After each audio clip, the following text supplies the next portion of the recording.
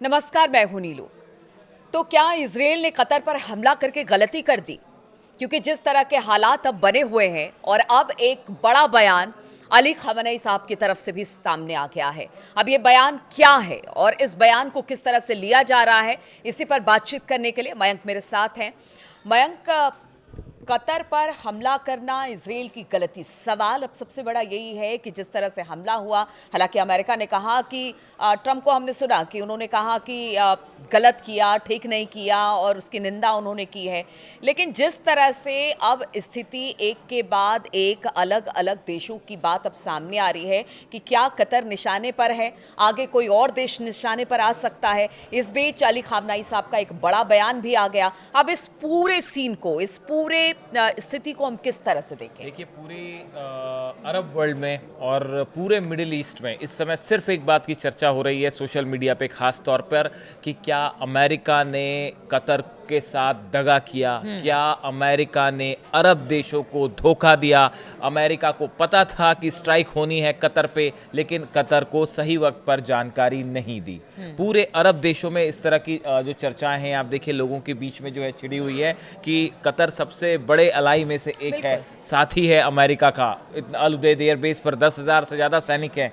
उसके बाद भी आप देखिए कि कतर में जो है वो थर्ड सिस्टम लगा हुआ है, एयर डिफेंस सिस्टम है, कई सारी पेट्रियट सिस्टम है, कई सारी डिफेंस मिसाइल्स हैं, लेकिन कुछ भी एक्टिवेट नहीं हुई। समय रहते अगर चेतावनी दे दी जाती तो शायद ये डिफेंस सिस्टम एक्टिवेट हो जाता और इजराइल हमला नहीं कर पाता। इस बात को लेकर कतर में अच्छी खासी नाराजगी देखी जा रही है। देखिए, अगर ट्रंप आते बोलते उन्हें पता नहीं था और उसकी निंदा करते तो जले पर नमक छिड़कने के समान है। अब देखिए, जो कतर के आमिर हैं उनकी तरफ से भी, कतर में जो प्रधानमंत्री हैं उनकी तरफ से भी इस तरह के बयान आए जिन्होंने अमेरिका से इस बात को लेकर नाराजगी साफ तौर पर जाहिर की। कतर में जो विदेश मंत्रालय के प्रवक्ता हैं उन्होंने तो साफ तौर पे कह दिया कि हमें अमेरिका की तरफ से कोई चेतावनी नहीं मिली और जब चेतावनी मिली थी तो बम फटने शुरू हो गए थे। हाँ। अटैक शुरू हो गया था, धमाके की आवाजें आ रही थी। ऐसे में अब एक बड़ा सवाल जो कि सब तरफ चर्चा का मुद्दा है कि क्या अब अमेरिका पर विश्वास किया जा सकता है, खासकर अरब देश जो है क्या आगे विश्वास करेंगे। देखिए, इसी को लेके अली खamenei साहब का जो है वो एक बड़ा बयान सामने आया है। एक पोस्ट उनकी सोशल मीडिया पे आई है। उन्होंने कहा है क्षेत्रीय सरकारों को यह समझ लेना चाहिए, वो अरब कंट्रीज की बात कर रहे हैं, सरकारों को यह समझ लेना चाहिए कि अमेरिका भरोसेमंद नहीं है। देखिए, कल हमने एक वीडियो बनाया था, उसमें एग्जैक्ट ये बात कही थी। अली खamenei साहब के पुराने सेंटेंसेस को हमने बताया था कि किस तरह से उन्होंने ये कहा था कि अमेरिका पर भरोसा नहीं किया जा सकता, और आज जो है उनका फिर पोस्ट आया है, चिताते रहे हैं देशों को कि आपकी दोस्ती अमेरिका के साथ है, लेकिन अमेरिका कब दगा कर जाए कुछ नहीं कहा। अब उन्होंने कहा है कि क्षेत्रीय सरकारों, मतलब वो अरब कंट्रीज की बात कर रहे हैं, कि सरकारों को समझ लेना चाहिए कि अमेरिका भरोसेमंद नहीं है और वह केवल उन्हें यानी कि मुस्लिम राष्ट्रों को ज़ियोनिस्ट शासन को बनाए रखने और क्षेत्र में अपनी साम्राज्यवादी हितों को सुरक्षित करने के उपकरण यानी टूल की तरह देखता है। अली खamenei साहब का कहना है कि अमेरिका जो ये अरब कंट्रीज हैं इसको अपने इंटरेस्ट के लिए इस्तेमाल कर रहा है, एक टूल की तरह, एक उपकरण की तरह इस्तेमाल कर रहा है अपने उद्देश्यों को पूरा करने के लिए, और इजराइल की मदद करने के लिए इन अरब कंट्रीज का इस्तेमाल कर रहा है। ये अली खamenei साहब ने कहा है। उन्होंने कहा है अमेरिका उनके धन और सैनिक बलों का उपयोग अपने स्वार्थों के लिए करता है। जो ये अरब कंट्रीज हैं, इनकी जो फोर्सेस हैं और इनका जो पैसा है, इसका इस्तेमाल अमेरिका अपने फायदे के लिए कर रहा है।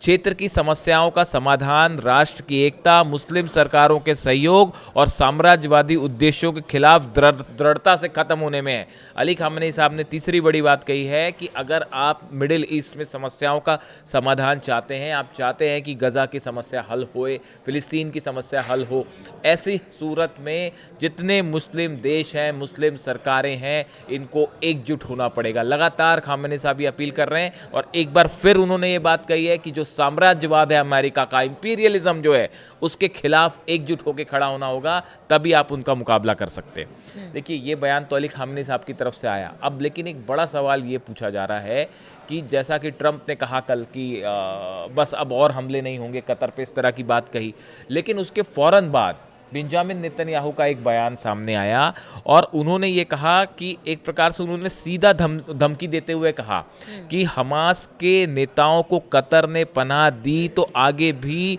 वो ऐसे ही कार्रवाई से पीछे नहीं हटेगा। देखिए एक तरफ ट्रंप ये कह रहे हैं, उन्होंने कतर के आमिर से ये प्रॉमिस किया कि आइंदा आपकी धरती पे इस तरह का हमला नहीं होगा, और उसके कुछ देर बाद नेतन्याहू का ये बयान आया कि अगर कतर ने फिर से हमास के नेताओं को अपने शरण दी तो हम फिर से ऐसा हमला करेंगे। नेतन्याहू ने कहा है कि I say to Qatar and all nations who harbour terrorist, you either expel them or you bring them to justice, because if you don't we will. Israel का कहना ऐसा है, नेतन्याहू का कहना ऐसा है कि अगर आपने हमास के सदस्यों को अपने यहाँ जगह दी है तो या तो आप उनके खिलाफ कार्रवाई करें, और अगर आप नहीं करते हैं तो हम उन पर हमला करेंगे, हम कार्रवाई करेंगे। ये एक प्रकार से धमकी है सीधी सीधी, जो कई अरब देशों के लिए धमकी मानी जा रही है। हाँ, धमकी मानी जा रही है और कतर की बात हो रही है। अब तो देखिए पूरे कई देशों की तरफ से इस बात की निंदा हुई कतर पर, जिस तरह से हमला इजराइल ने किया है, वहाँ के नेताओं के बॉयकॉट की बात हो रही है। लेकिन सबसे बड़ी बात है, आप समझिए, एक तरफ ट्रंप कहते हैं कि उन्हें जानकारी नहीं थी, ये निंदा का विषय है। दूसरी तरफ इजराइल जो है वो आगे धमकी देता है कि अगर कतर एक बार फिर से हमास के नेताओं को पनाह देता है तो उस पर हमला किया जाएगा। इसको हम किस तरह के देखें? दो देश ऐसे जो कि साठ गांठ से आगे बढ़ते हैं और फिर दो तरह का वो बयान देते हैं। देखिए एक रक्षा एक्सपर्ट है, उनका नाम है माइकल रूबिन, आप सर्च करेंगे आपको मिल जाएगा। उनका एक लेटेस्ट आर्टिकल आया है। कई बार आप लोग सोर्स पूछते हैं, हम लोग कई बार बोल देते हैं एक्सपर्ट, हम आपको सोर्स भी बता रहे हैं। माइकल रूबिन जो है, इनका एक रक्षा विशेषज्ञ हैं अमेरिका के, इनका एक आर्टिकल आया है। इन्होंने बताया है कि ऐसा लगता है, इन्होंने अपने आर्टिकल में लिखा है कि ऐसा लगता है कि इजराइल जो है वो एक विशेष तरह का एक मिशन शुरू कर चुका है। ये जो कतर पर हमला था, ये एक ऐसा नॉर्मल हमला नहीं था कि जो इनका कहना है कि जेरूसलम पर हमला हुआ या फिर 4 इजरायली सोल्जर्स मारे गए गजा में, उसका बदला लेने के लिए सीधा इजराइल ने हमला कर दिया, ऐसा नहीं है। इनका कहना ऐसा है कि ऐसा लगता है इजरायली रक्षा बलों ने हवाई हमले के साथ ही सीक्रेट मिशन भी चलाया है। वॉशिंगटन से आ रही दबी खबरों से पता चलता है कि उन्हें व्हाइट हाउस से भी मदद मिली। कई अमेरिकी राजनयिक लंबे समय से हमास को शांति की प्रक्रिया में बाधा मानते रहे। इजराइल हमास को अपने अस्तित्व के लिए खतरा मानता है और उसने उसी के अनुसार काम किया। देखिए इनका कहना असल में ये है कि इजराइल जो है उसका ये मानना है कि हमास के जो नेता हैं ये उस मंशा को पूरा नहीं होने दे रहे जो वो करना चाहता है गजा में। ये जो हमले, जिन लोगों पे हमले हुए, जिन लोगों को निशाना बनाने की कोशिश की गई कतर में, ये वो लोग थे। खलील अल हैया का नाम सबसे ज़्यादा है, उनके बेटे हैं, उनकी इसमें मौत हो गई है हमले में। खलील अल हैया जो है वो जिनको निशाना बनाने की कोशिश की गई, ये वो लोग थे। देखिए कतर की तरफ से भी स्टेटमेंट आया है कि जिस दफ्तर पर आपने हमला किया, ये दफ्तर तो हमने अमेरिका के कहने पे ही खोला था और इसमें जो है हमास के साथ आगे बातचीत हो, इसलिए ये दफ्तर खुलवाया गया था और यहाँ पे ही वो हमास के लीडर्स थे जिन पर हमला हुआ। तो इस बात से तो साफ है कि अमेरिका इजराइल के कंधे पे रखकर ही सब कुछ, मतलब गोली चला रहा है एक तरह से कह लीजिए, और वो खुल के तो कुछ नहीं कहता, लेकिन उसकी शय पर ही सब कुछ हो रहा है। अब इन हालात में अब बड़ा सवाल ये उठ गया है कि क्या और भी कुछ अरब देश हैं जिन पर इजराइल हमला करेगा, खासकर नेतन्याहू के इस बयान के बाद। यही बात हो रही थी कि क्या ये, अभी तो कतर है जो कि इतना अमेरिका के करीबी है, जब उस पर हमला इजराइल ने कर दिया तो फिर देखिए अभी इस समय की जो बड़ी खबर है वो ये है कि तुर्की में जबरदस्त सेना ने तैयारी शुरू कर दी है कतर के हमले के बाद। कल कतर में जो ये हमला हुआ, कतर पे परसों जो हमला हुआ, उसके बाद सबसे पहले अलर्ट होने वाला कोई देश था तो वो था तुर्की। तुर्की के जितने, वो भी काफी देखिए तुर्की के जो फाइटर जेट्स हैं, कल सब फाइटर जेट्स ने उड़ान भरी है अंकारा में और आसपास के इलाकों में। जो बॉर्डर के इलाके हैं सीरिया से जुटे हुए, वहाँ पे सब जगह जो है तुर्की के जो फाइटर जेट्स हैं वो उड़ान भर रहे हैं। अब ये ऐसा क्यों है कि तुर्की क्यों अलर्ट पर है? देखिए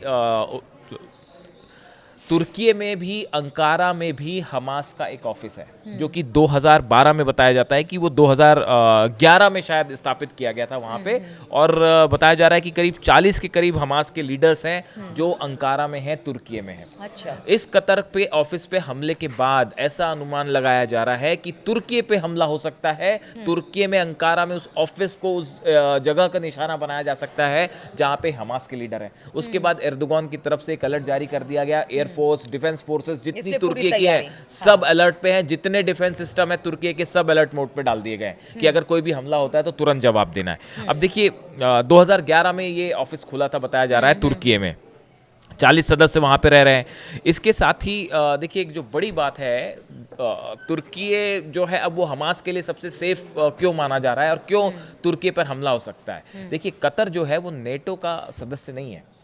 नेटो देशों का जो नेटो ग्रुप है उसका बिल्कुल, सदस्य कतर नहीं था। वहां पे हमला करने का कोई बड़ा परिणाम नहीं होगा, इजराइल इस बात को जानता था, क्योंकि जंग तो सिर्फ ईरान करता है। ऐसा एक बात जो है एक्सपर्ट्स के बीच में भी है कि जब भी ईरान को कोई चैलेंज मिलता है तो ईरान उसका तुरंत जवाब देता है, और अगर मिलिट्री एक्शन होगा तो ईरान उसका मिलिट्री जवाब देगा, अगर सैंक्शंस का जवाब होगा तो ईरान सैंक्शंस में बिल्कुल, जवाब वो देगा। हमेशा से लेकिन उस तरह अरब कंट्रीज को लेकर अक्सर ये कहा जाता है कि अरब कंट्रीज जो है चूंकि अमेरिका के एलाई हैं तो वो इजराइल के खिलाफ वॉर सीधा नहीं करेंगी। तो अभी भी मोस्ट अनलाइकली है, हालांकि कतर की तरफ से वॉर एक्सरसाइज शुरू की गई है कल, ऐसा बताया जा रहा है कि उसकी मिलिट्री और एयरफोर्स ने जो है एक बड़ी ड्रिल शुरू की है, लेकिन अधिकांशतः इस तरह की ड्रिल के रूप में रह जाती है। इस बात को मोस्ट अनलाइकली लिया जा रहा है कि कतर जो है किसी तरह का एक्शन इजराइल पर लेगा। लेकिन तुर्की में एक बड़ी प्रिपरेशन शुरू हो गई। अब देखिए तुर्की जो है वो नेटो का सदस्य है, तो ऐसा माना जाता है कि इजराइल के लिए नेटो के किसी सदस्य देश पर हमला करना,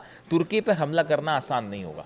तो हो सकता है कि हमास के कुछ लीडर्स अब तुर्की शिफ्ट हो जाएं। देखिए जो नेटो है, नेटो जो ग्रुप है, इसका जो अपना इनके नियम है, रूल्स हैं, आर्टिकल्स हाँ, हैं, इसका जो बिल्कुल। आर्टिकल 5 है वो ये कहता है कि अगर किसी भी नेटो देश पर हमला होता है तो वो सामूहिक रूप से बिल्कुल, सब पूरे उसका नेटो पर हाँ, हमला हमला माना माना जाएगा, जाता हमला माना जाएगा।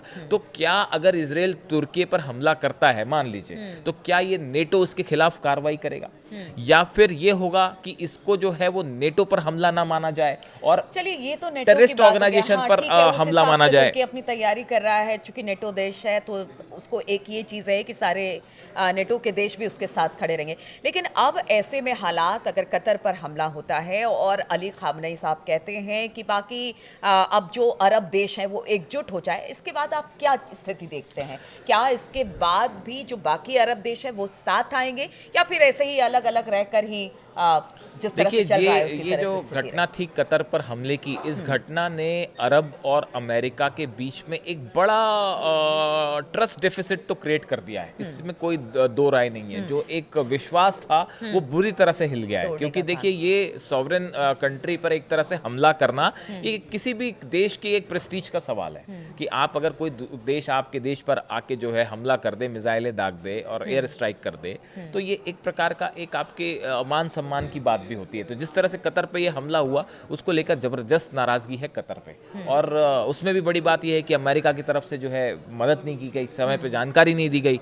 तो अमेरिका और अरब देशों के बीच में एक जो ट्रस्ट वाली बात थी उसमें कहीं ना कहीं कमी आई है, इसमें तो दो राय नहीं है। और उसके बीच में ईरान की तरफ से ये बयान आना कि भाई हमने आपको पहले ही कहा था कि जब जरूरत पड़ती है तो अमेरिका जो है आपको अपने जरूरत के लिए इस्तेमाल करता है, ऐसा ईरान का कहना है। अब इस सूरत में जो आप पूछ रहे हैं कि आगे क्या होगा, वो इस बात पे डिपेंड करता है कि नेतन्याहू का अगला कदम क्या होगा। क्या हमास के दूसरे लीडर्स को भी, देखिए ये जो हमला हुआ इसमें बड़े leaders by and large safe हैं, मारे नहीं गए हैं। जो ये जो हमले के बाद जानकारी निकल के सामने आई है कि इसमें जो हमास की जो टीम बातचीत कर रही थी, गजा को लेकर बातचीत कर रही थी, वो टीम के सदस्य सेफ हैं, उनको नुकसान नहीं हुआ है। बाकी के 5 लोग मारे गए हैं, जिसमें जो है कुछ सुरक्षाकर्मी भी है, दूसरे सदस्य मारे गए।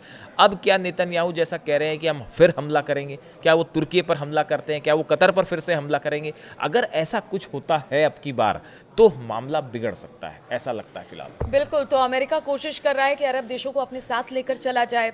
कतर के साथ भी उसके दोस्ताना संबंध थे, लेकिन जिस तरह से इजराइल ने कतर पर हमला किया उसके बाद हालात लगातार बिगड़ रहे हैं। अब तो ये कहा जा रहा है कि हो सकता है तुर्की की अगली बारी हो, और इसके लिए तुर्की भी तैयार है। लेकिन क्या ऐसा होता है तो फिर जो ट्रस्ट अमेरिका ने अरब देशों के कुछ देशों के साथ बनाया है वो रहेगा या खत्म होगा, इस पर लगातार हमारी नज़र बनी रहेगी।